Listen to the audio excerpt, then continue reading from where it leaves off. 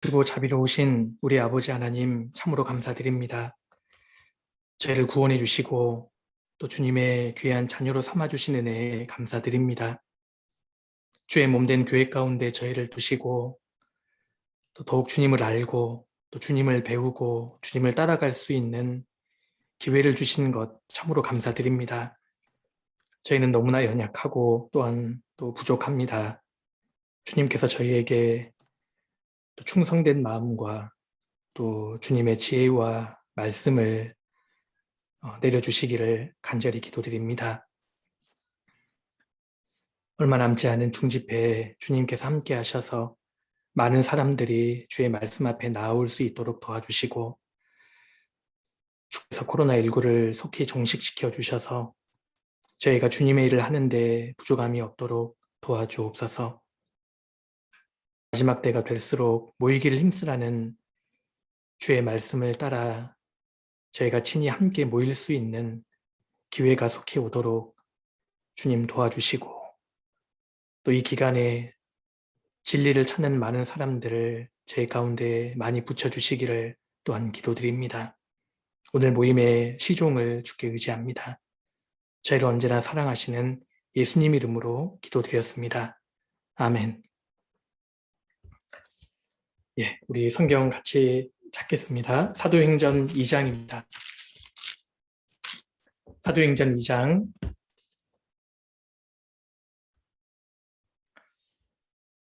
2장 42절입니다.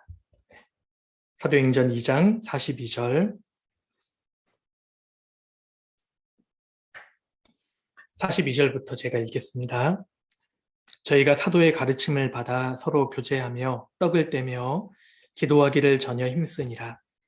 사람마다 두려워하는데 사도들로 인하여 기사와 표적이 많이 나타나니 믿는 사람이 다 함께 있어 모든 물건을 서로 통용하고 또 재산과 소유를 팔아 각 사람의 필요를 따라 나눠주고 날마다 마음을 같이하여 성전에 모이기를 힘쓰고 집에서 떡을 떼며 기쁨과 순전한 마음으로 음식을 먹고 하나님을 찬미하며 또 온 백성에게 칭송을 받으니 주께서 구원받는 사람을 날마다 더하게 하시니라.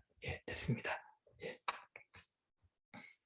기회 되는 대로 우리 주일 오후에는 그 사도행전 말씀을 좀 차례로 살펴보려고 합니다.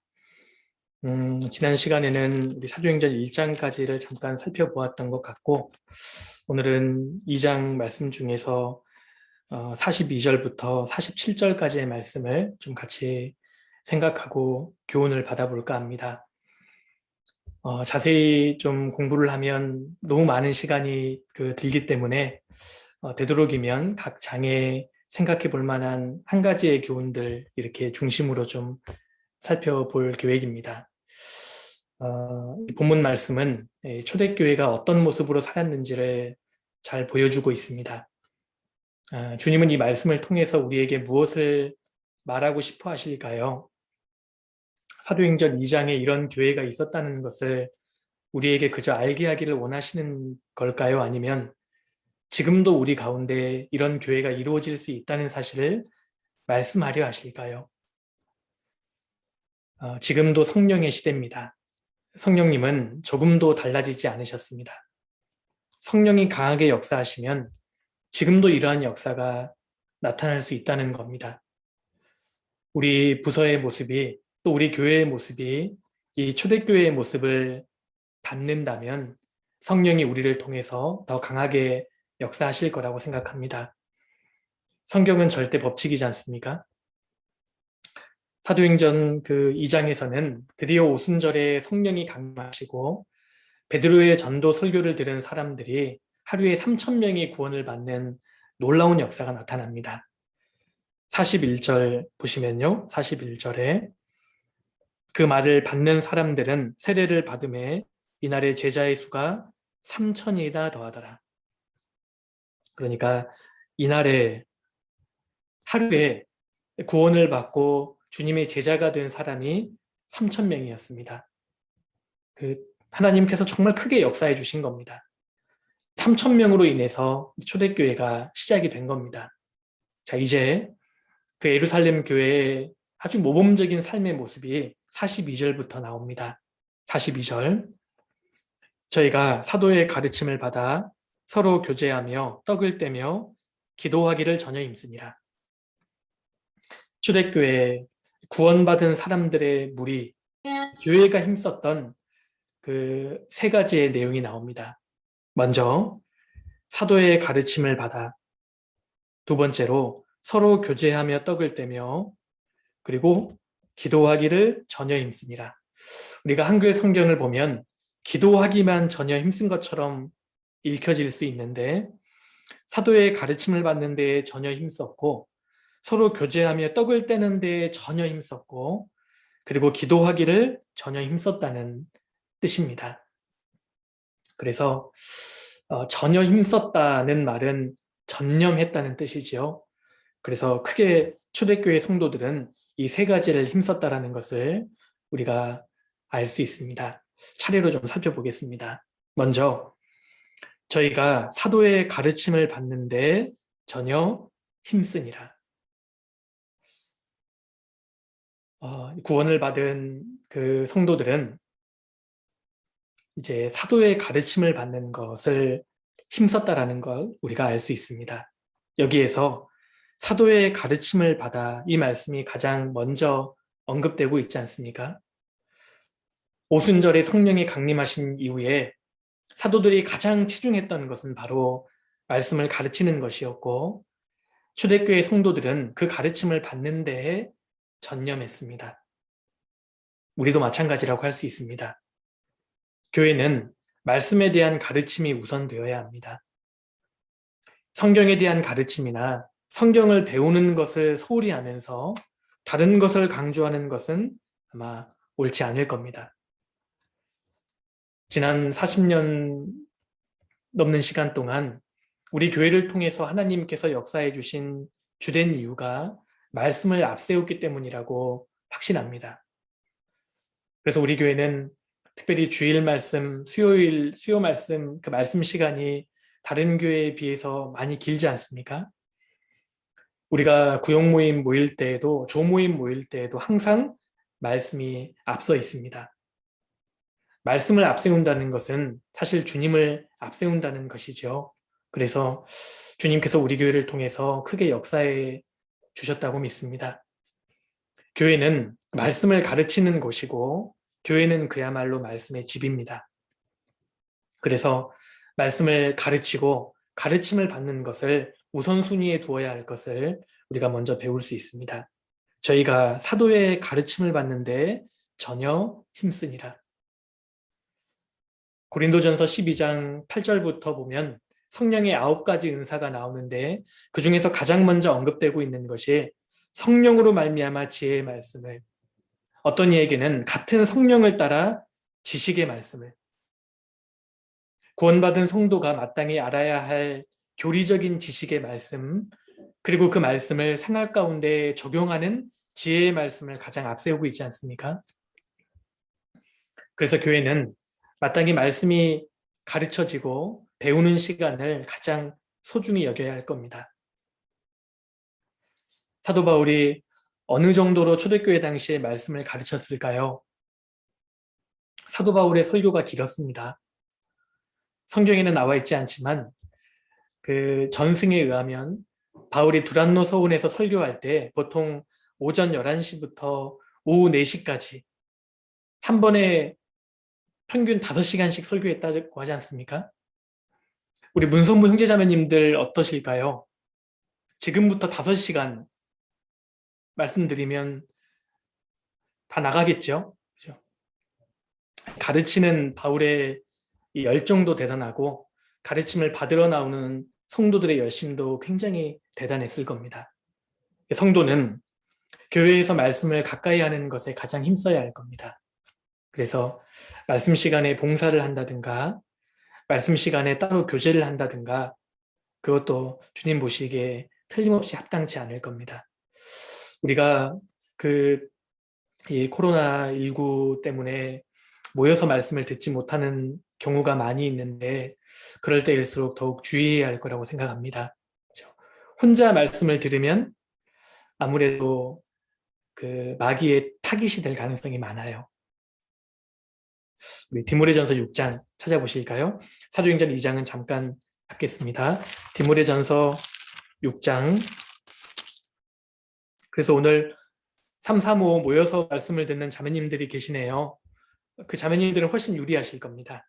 말씀을 들으시는 데에도. 그리고 같이 읽자고 했을 때 또 같이 읽게 되잖아요.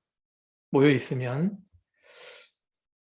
디모데전서 6장 3절입니다. 3절.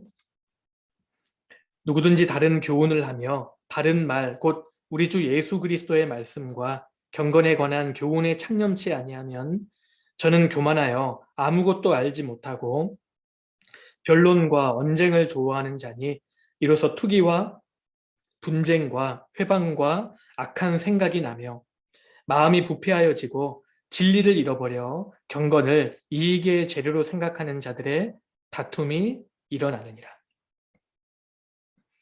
왜 교만해지고 경건을 이익의 재료로 생각하는 자들의 다툼이 발생합니까? 그 답이 3절에 나오죠. 바른 말, 곧 우리 주 예수 그리스도의 말씀과 경건에 관한 교훈에 창념치 않기 때문입니다. 말씀에 창념하지 않기 때문에, 말씀에 몰입하지 않기 때문입니다. 구원받은 사람은 가장 먼저 그리스도의 말씀에 창념해야 합니다. 그 말씀에 완전히 몰입하고 내 삶 속에 적용해야 합니다. 우리가 말씀에 창념하면 그야말로 많은 유익을 얻게 될 겁니다. 그리스도의 말씀이 우리 마음속에 풍성해지면 죄와 세상과 사탄의 시험을 이길 수 있고, 그리고 말씀으로 무장되면 내 믿음이 자라고 영혼이 강건하게 되지 않습니까? 말씀은 유일한 공격형 무기입니다. 그리고 여러 가지 환난과 고난과 역경과 시험이 있을 때 말씀이 있으면 뛰어넘을 수도 있고, 그리고 하나님의 말씀이 있는 사람은 다른 영혼을 건지는 데 큰 힘이 될 겁니다. 그래서 기록되었을 때 말씀을 붙잡으면 그 다음부터는 하나님이 도와주시게 됩니다. 구원받은 사람이 지극히 작은 말씀이라도 그 한 말씀을 붙잡는 것이 마귀를 이기는 길이라고 할 수 있습니다. 경제적으로 너무 힘들 때 돈을 사랑치 말고 있는 바를 족한 줄로 알라. 그가 친히 말씀하시기를 내가 과연 너희를 버리지 아니하고 과연 너희를 떠나지 아니하리라. 이 말씀을 붙잡고 내 마음 가운데 말씀을 채우면 이상하게도 하나님께서 그 사람 인생에 역사해 주시는 것이 있습니다. 너무 억울한 일을 당해서 분이 막 올라올 때 분을 내어도 죄를 짓지 말며 해가 지도록 분을 품지 말아서 마귀로 틈을 타지 못하게 하라. 그 말씀에 딱 기대면 이상하게 마음이 정돈되고 시험을 이길 수 있습니다. 예, 말씀 붙잡는 게 뭐가 힘이 돼? 라고 생각하는 사람이 있지만 그러지 않습니다. 말씀을 붙잡으면 주님이 반드시 도와주십니다. 인생의 기로에 섰을 때 내 생각을 좀 내려놓고 주님 말씀이 이끄시는 대로 가겠습니다. 주님 의지하고 주님 뜻대로 간다고 간증을 하는데 결국 자기가 좋을 대로 결정하는 경우가 많이 있습니다. 구원받은 사람과 사귀어도 되는 겁니까? 믿지 않는 자와 멍해를 같이 하지 말라고 분명히 말씀하셨습니다. 갈등할 수 있지만 주님 말씀을 딱 붙잡으면 주님이 그 인생을 틀림없이 붙잡아 주시고 가장 좋은 길로 인도해 주십니다. 너무 염려가 올라올 때 너희 염려를 다 주께 맡겨버리라. 이는 저가 너희를 권고하심이니라. 그 말씀이 들어오면 사실 답이 간단해집니다. 불평과 원망이 올라올 때 너희는 감사하는 자가 되라. 누추함과 어리석은 말이나 희롱의 말이 마땅치 아니하니 돌이켜 감사하는 말을 하라. 구원받은 성도들이 자나깨나 무엇이든 감사할 수 있다면 마귀가 그 사람을 어떻게 할 수 없을 겁니다. 이 초대교회의 사도들은 말씀을 가르치는 것을 최우선으로 삼았고 성도들도 그 가르침 받는 시간을 최우선으로 삼았습니다. 그래서 우리도 교회 안에서 가르침을 받는 일에 전적으로 힘써야 하고 그 시간을 우리가 마음에서 가장 높이는 것이 필요하리라고 생각합니다. 우리 사도행전 2장 다시 돌아가겠습니다. 사도행전 2장 42절입니다. 42절. 저희가 사도의 가르침을 받아 서로 교제하며 떡을 떼며. 두 번째로요. 구원받은 초대교회 성도들은 서로 교제하는 일에 전혀 힘썼습니다. 그들이 두 번째로 힘썼던 것은 서로 교제하는 일이었습니다. 그리스도인은 구원받은 순간부터 하나님과의 교제가 시작되지 않습니까? 동시에 다른 형제 자매님들과의 교제가 시작됩니다. 이것은 구원받은 순간부터 사실은 자연스럽게 시작되는 것이라고 할 수 있습니다. 너희를 불러 그의 아들 예수 그리스도 우리 주로 더불어 교제케 하시는 하나님은 미쁘시도다. 구원받은 순간부터 하나님과의 사귐, 그리고 그의 아들 예수 그리스도와 함께하는 사귐, 그리고 구원받은 성도들과의 교제가 자연스럽게 시작됩니다. 이것은 특권입니다. 교제는 아무나 할 수 있는 게 아닙니다. 거듭나지 않은 사람은 거룩한 교제를 할 수 없지 않습니까? 우리가 주님의 교제 가운데 거할 때 신앙생활에 필요한 모든 것을 하나님으로부터 공급을 받게 됩니다. 출애굽한 이스라엘 백성들이 40년 동안 광야 생활을 했지 않습니까? 그 40년을 통과한 이후에 내 하나님 여호와가 이 40년 동안을 너와 함께 하였으므로 내게 부족함이 없었느니라. 그렇게 말씀하셨습니다. 하나님은 40년 동안 만나도 주시고 물도 주시고 구름 기둥으로 보호하시고 불 기둥으로 함께 하셨기 때문에 40년 동안 실제로 이스라엘 백성들이 부족함이 없었습니다. 예수님의 제자들이 예수님을 3년 반 동안 따라다녔지 않습니까? 3년 반 막바지에 주님이 제자들에게 물으셨습니다. 너희에게 부족한 것이 있더냐? 가로되 없었나이다. 3년 반 동안 주님과 함께 했을 때 실제로 제자들에게 부족한 것이 없었습니다. 우리가 구원을 받고 난 이후에 주님께서 인도하시는 교제 가운데 있을 때 부족함이 없게 됩니다. 교회 안에 거하면 우리 신앙생활에 필요한 모든 것을 그 가운데에서 반드시 채워주십니다. 그래서요, 우리 시대에 특히 필요한 것이 교제입니다. 교제가 뭘까요? 오늘 우리가 함께 교제하고 있지 않습니까? 성경에서 말씀하는 진정한 교제가 무엇일까요? 우리 고린도후서 7장 넘겨보시겠습니다. 고린도후서 7장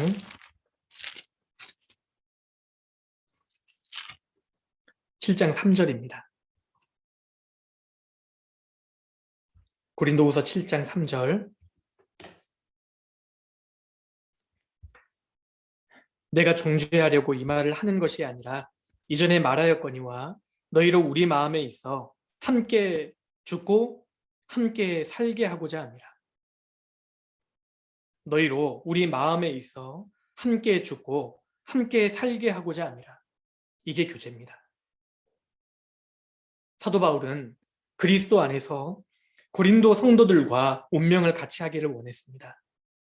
함께 죽고 함께 사는 것, 운명과 고락을 함께하는 것이 교제입니다. 성도들의 교제는 단순히 성도들을 알고 지내는 것이 아닙니다.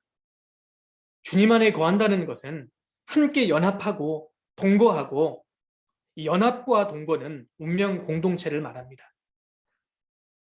만일 한 지체가 고통을 받으면 모든 지체가 함께 고통을 받고, 한 지체가 영광을 얻으면 모든 지체도 함께 즐거워하나니 너희는 그리스도의 몸이요 지체의 각 부분이라. 우리의 교제는 어떤 성도님들이 함께 즐거워할 때 같이 즐거워해 주는 것, 어떤 성도가 고통을 받을 때 진심으로 같이 고통을 함께 하는 것, 함께 죽고 함께 사는 것이 교제입니다. 우리가 지금보다 더 깊게 그리고 넓게 교제하는 것이 필요할 겁니다. 그냥 형제 자매님들을 알고 지내는 수준이 아니라 정말 친밀한 사귐 말입니다. 자기의 고민과 신앙적인 어려움이 있을 때 의논할 수 있는 교제가 필요합니다. 어떤 분들은 교제를 했다고 하는데 막상 신앙적으로 어려운 일들, 힘든 일이 있을 때 털어놓을 사람이 아무도 없는 경우가 있습니다.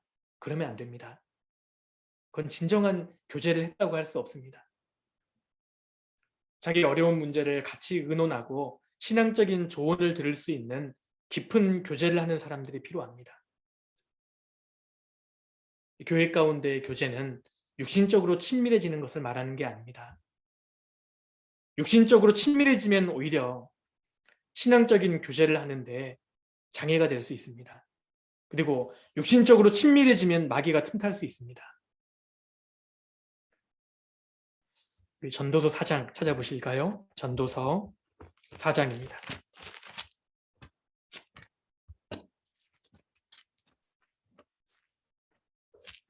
전도서 4장 9절입니다.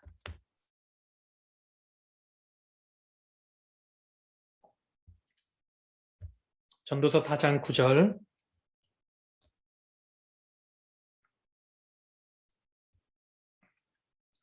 두 사람이 한 사람보다 나음은 저희가 수고함으로 좋은 상을 얻을 것입니다.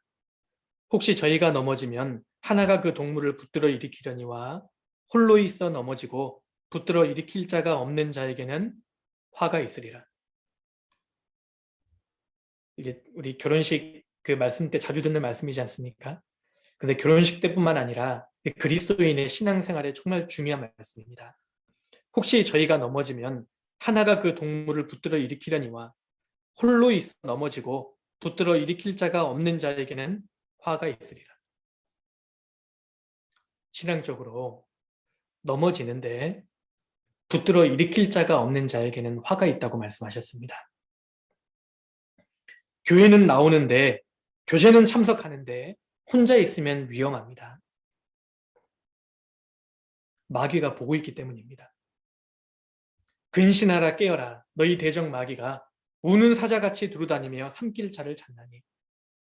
여기 홀로 있어 넘어지고 붙들어 일으킬 자가 없는 자에게는 화가 있으리라. 신앙의 동무가 있어서 내가 넘어지면 붙들어주고 같이 용기를 주고 일으켜줄 사람이 반드시 있어야 합니다.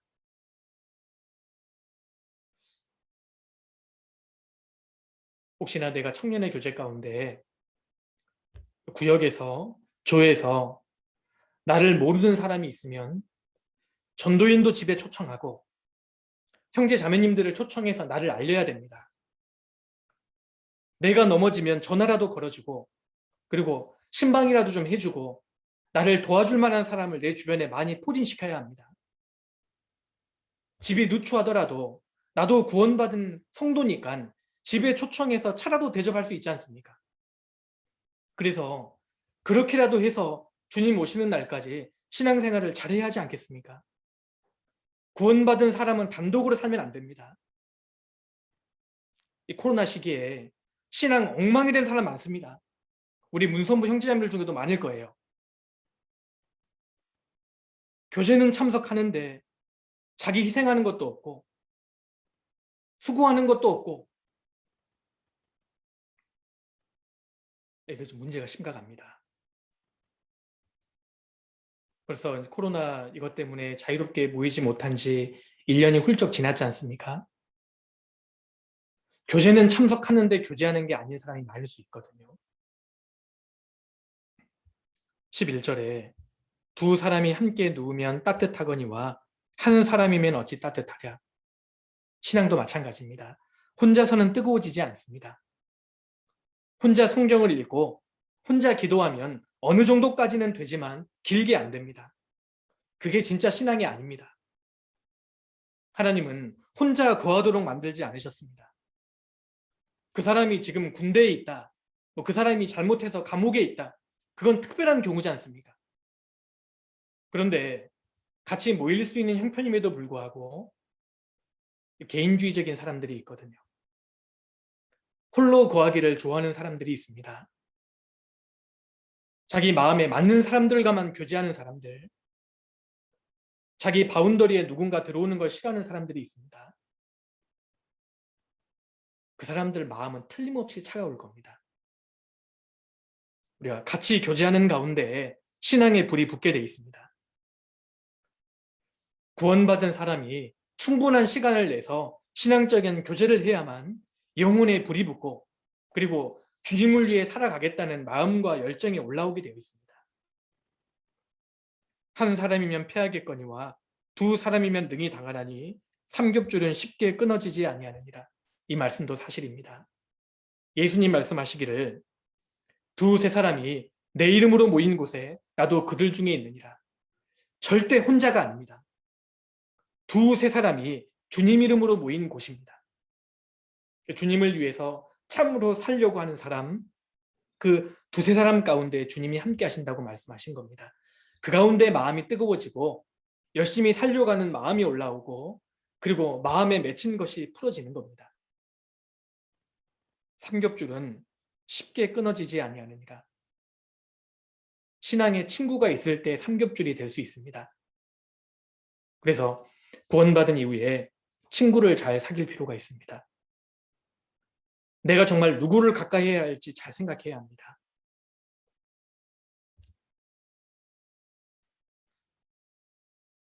초대교회 성도들은 교제하는 것에 아주 힘썼다라는 것을 우리가 알 수 있습니다. 사도행전 2장 다시 돌아가겠습니다. 2장 44절입니다. 44절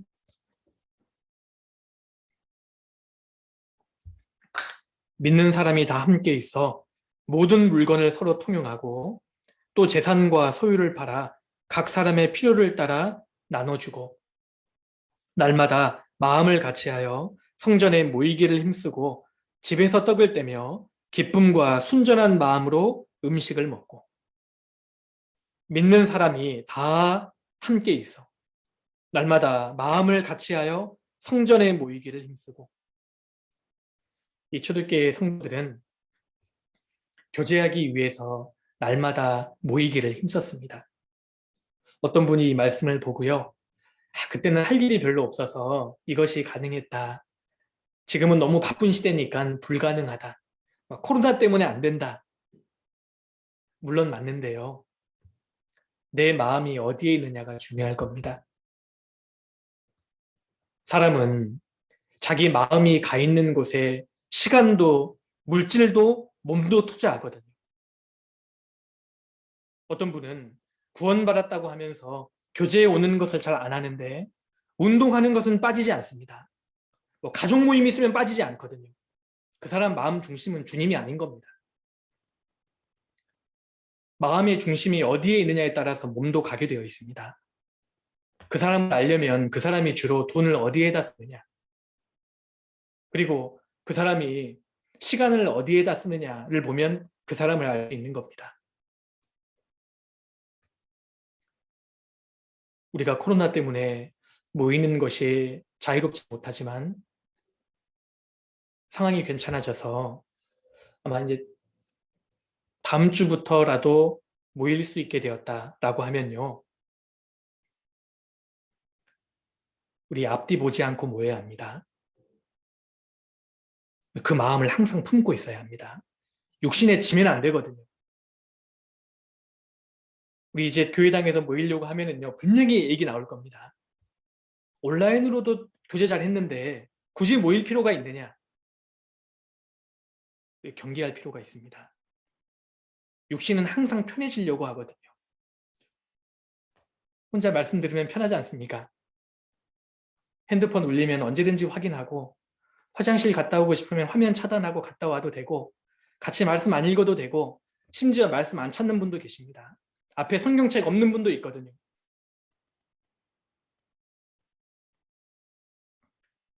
초대교회 성도들이 날마다 모였다는 것은 성도들의 마음이 어디에 있는지 볼 수 있습니다. 이 초대교회 성도들은 성도들과의 교제를 정말 중요하게 생각했고 복음 전하는 것을 정말 중요하게 생각했다는 것을 우리가 알 수 있습니다. 주님의 재림이 가까움을 볼수록 더욱 모이기를 힘써야 합니다. 42절에요. 저희가 사도의 가르침을 받아 서로 교제하며 떡을 떼며, 여기 교제하며 떡을 뗐다 이렇게 말씀하셨지 않습니까? 아마 초대교회 성도들은 모일 때 음식을 같이 나눠 먹었던 것 같습니다. 아마 그 모일 때마다 음식도 같이 나눠 먹고 또 참 마음도 토하고 이런 교제를 참 많이 했던 것 같습니다. 참 부러운 모습이죠. 지금 우리는 하고 싶어도 할 수 없는 형편이지 않습니까? 그래서 이들은 다른 성도들을 대접하는 데 힘썼다는 것을 우리가 배울 수 있습니다. 구원받은 성도들은 다른 성도들을 대접하는 것을 좋아해야 합니다. 우리 히브리서 13장 넘겨보실까요? 히브리서 13장 1절입니다. 1절.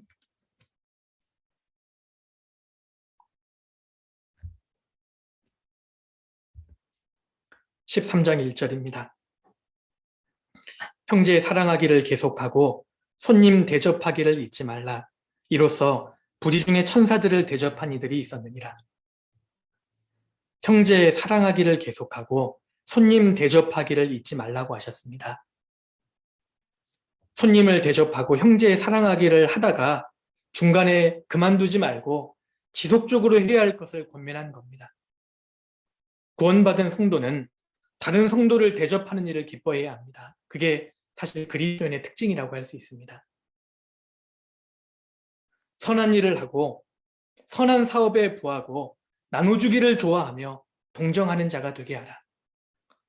나눠주기를 좋아하는 사람. 그래서 손님 대접하는 것, 내 가정을 개방해서 형제 자매님들 대접하는 걸 좋아하는 사람, 언제든지 성도 대접하기를 작정하고 있는 사람, 그 사람이 그리스도인다운 모습이라고 할 수 있을 겁니다. 이 초대교회는 성도와 연합해서 복음을 위해 살아가는 것을 굉장히 힘썼습니다. 그리고 세 번째로요, 사도행전 2장 다시 돌아가시겠습니다. 사도행전 2장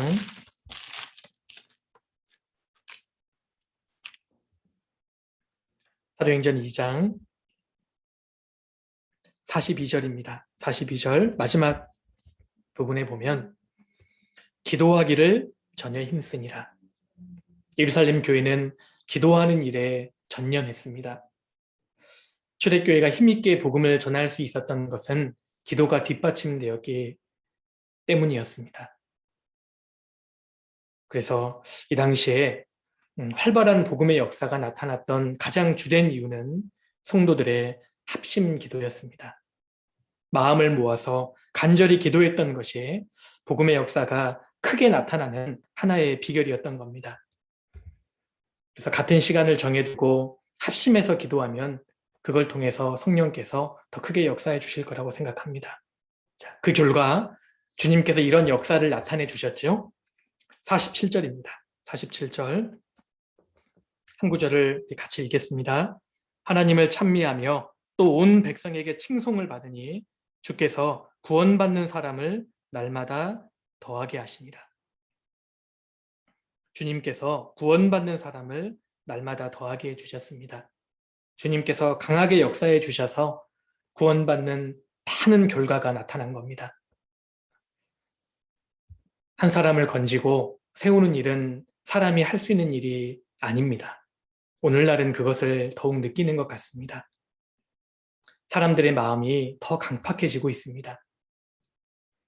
예전에 전도 집회를 들으면 한 번만 들어도 너무 뛸 듯이 기뻐하고 좋아하는 모습을 그래도 많이 봤는데 점점 그 모습이 적어지고 있습니다. 시대와 관계되는 것 같기도 합니다. 사람들 마음이 너무 강팍해지고 있습니다. 그런데 요즘 세상 사람들의 마음이 냉랭해졌다고 생각하기 전에 내 마음이 식는 것은 아닌지 돌아봐야 한다고 생각합니다. 아무리 마귀가 역사한다 할지라도 초대교회 성도들이 힘썼던 것처럼 우리도 말씀의 가르침을 받는 것에 힘쓰고 그리고 교제 가운데 정말 뜨겁게 사랑하고 운명과 고락을 함께 나누고 복음의 역사에 함께 참여하고 헌신하는 사람들이 많아질 때 주님께서 우리 가운데 더 큰 역사를 나타내 주실 거라고 믿습니다. 우리 가운데 이런 사람들이 많아져야 합니다. 주님이 강하게 역사하실 때 예상치 못한 축복이 있을 겁니다.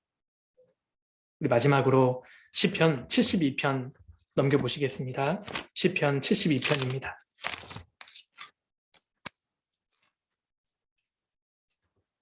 시편 72편 16절입니다.